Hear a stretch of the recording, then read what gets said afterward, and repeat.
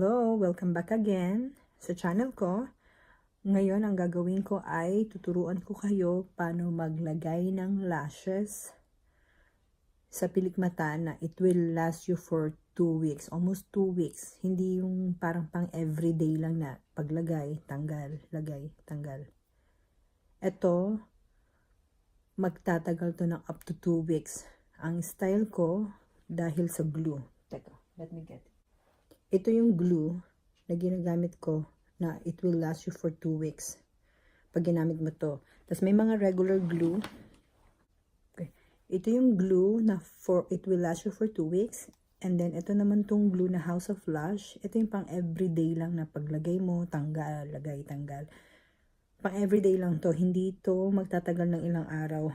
Hindi katulad nito. May special, parang special glue to ng Duo. Na hindi mo siya basta-basta matatanggal na pang-araw at talagang magtatagal to talaga sa iyo ng more than a week, more than 10 days, something like that.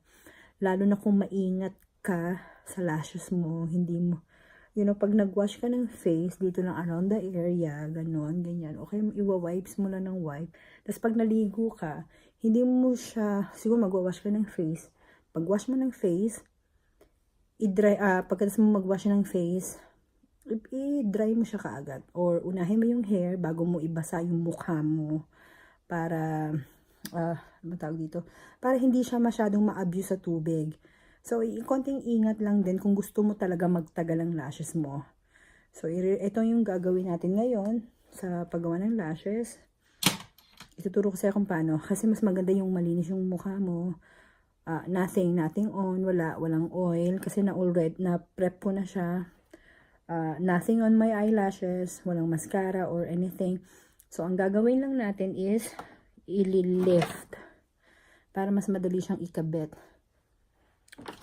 So, ang gagawin natin ay gagamitin ng curler, eyelash curler para lang mag-lift.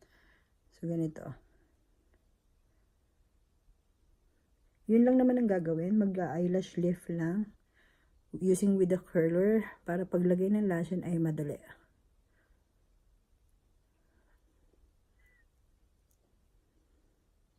So, yun lang.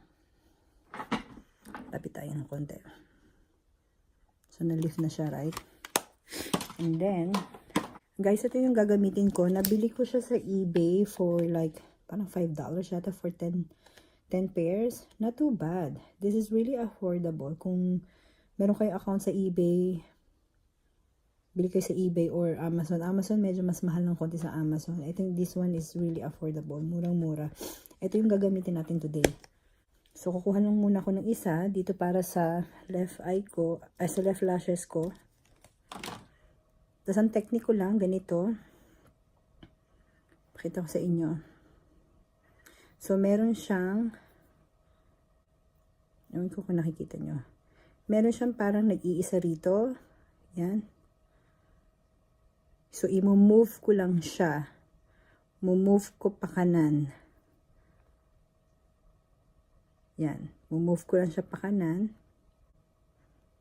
Ako kung kita nyo. And then, yung isa naman, i-move ko pa kanan pa rin. So, ganun pa rin. Just keep going pa kanan.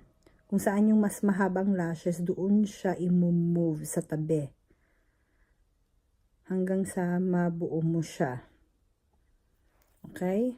So, naging ganyan na siya. Wala na siyang parang individual na nag-iisa. So, yun na yun.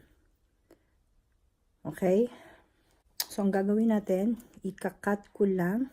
Alisin ko yung mga excess na nylon.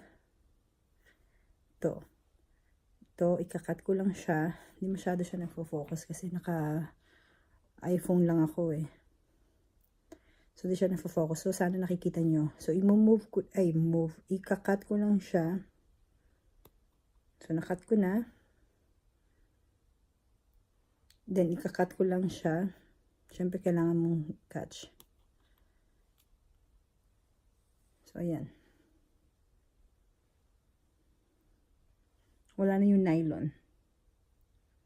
Sana nakikita nyo.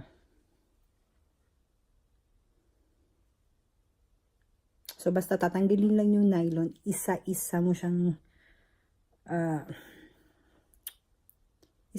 ikakat. Basta alisin mo yung nylon. Siyempre, yung sizes niya from longest to the shortest.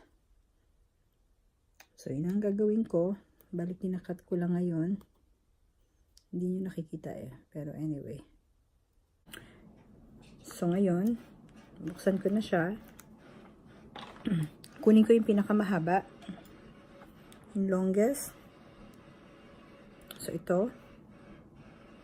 Pinaka-longest. Ito yung glue. So, ito yung glue. Ilalagay ko lang. Not too much. Kasi pag too much din, kakalat siya sa mata mo. So, not too much. Just generous amount. That's enough to hold or to, you know, not too much on your eyes. Kasi ilalagay natin siya sa under your lashes. Tsaka mabilis siya mag-dry.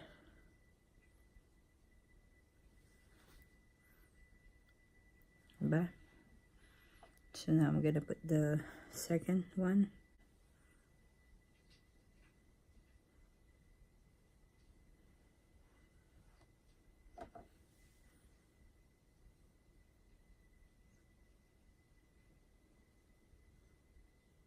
Kita nyo ba?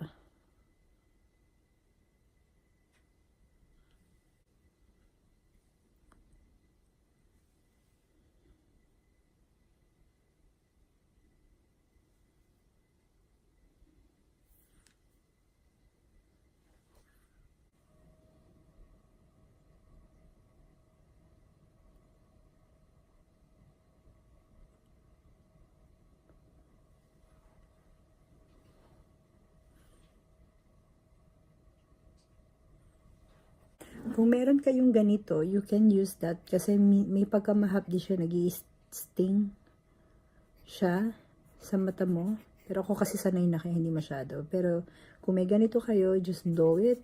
Mas mabilis siya mag-dry, then at the same time nakaka-relief sa eyes. Kasi hindi siya masakit, hindi siya mahapde. So yun. Just keep going, continue lang ang paglagay. Sunod-sunod lang yun na yun.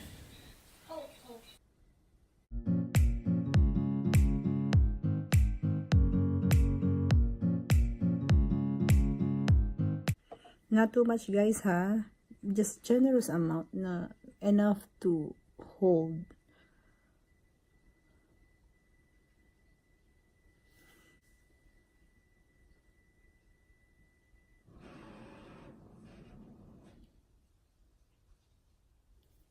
And then blow lang kung may nafe-feel ka na hapde or if you want to dry quickly, just use this one to blow. Diba? Ganda na.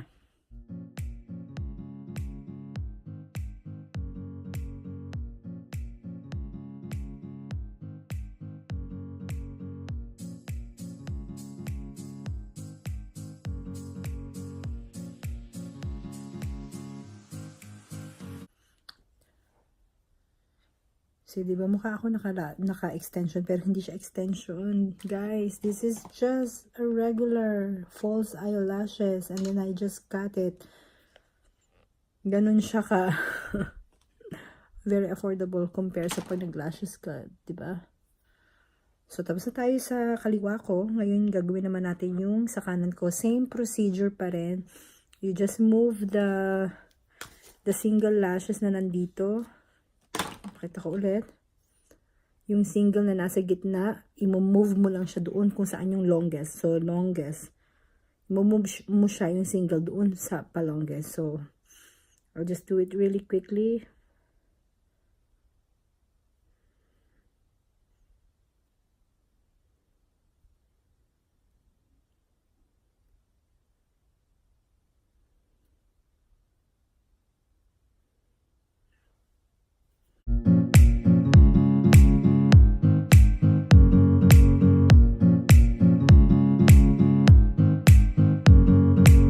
So, ganun pa rin.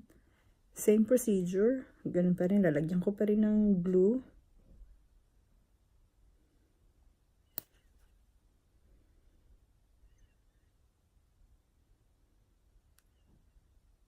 Generous amount, not too much.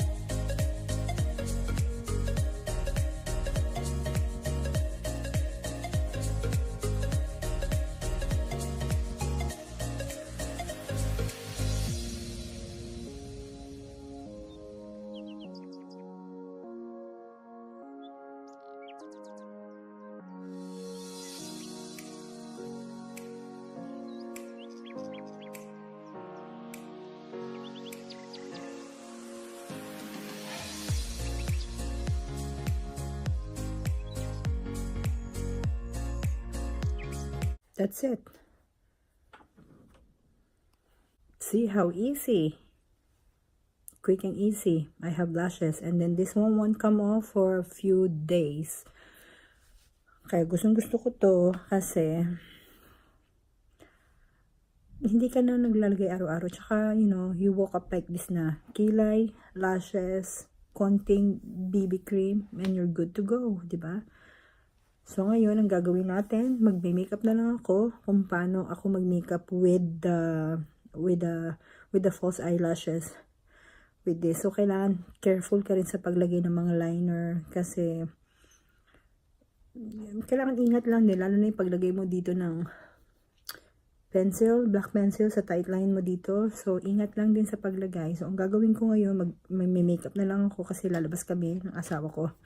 Magla-lunch date. So, yun na lang. Mag-makeup na lang ako and that's it. Okay? So, yun na lang muna for now. Ano ko na lang yung aking get ready with me sa paglagay ko ng makeup ko. Okay? I'll see you later. Bye!